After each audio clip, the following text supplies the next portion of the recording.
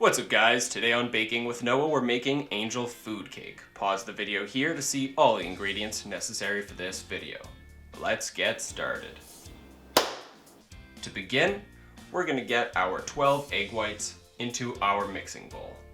Yeah, that's right, 12 egg whites. But don't worry, it's well worth it in the end, and you can still use those yolks for anything else.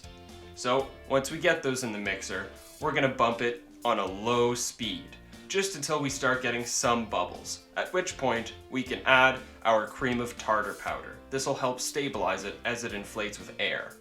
Once that's done, we can bump it up to a medium to high speed and slowly add our superfine sugar that I'll show you how to make later. After about 5 minutes, it'll fluff up to the point where we have what we like to call soft peaks. Now, here's a slight demonstration of what soft peaks should look like. Pretty soft peak. Now I'll show you how I made that superfine sugar that I added to my egg whites. First, you start by adding all your granulated sugar to a food processor. You just blitz it a couple times. That's it. So after, we're going to remove the amount necessary for the egg whites and leave the rest in the food processor. And then we'll add the rest of our dry ingredients in it as well. This will help add a little bit of air and just kind of mix it for us, killing two birds with one stone. Finally, we can sift our dry ingredients into our egg white mixture. We'll do it 1/3 at a time and gently fold it in to mix it. This way, we don't deflate our mixture. We really want a lot of air in there.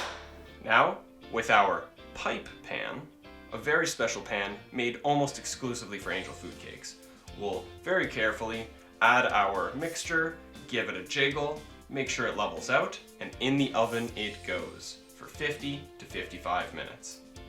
Once it's done, we'll have to let it cool.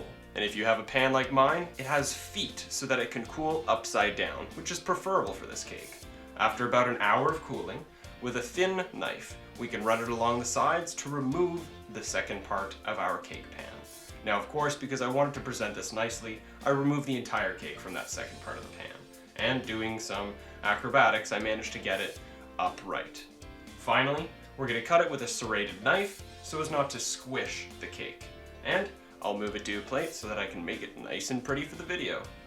Of course, I'm going to have some homemade whipped cream, check out my last video for that, and some strawberries. And look at that, just a beautiful cake. Light, airy, it's kind of hard to eat when you put that much on a fork, but just look at it.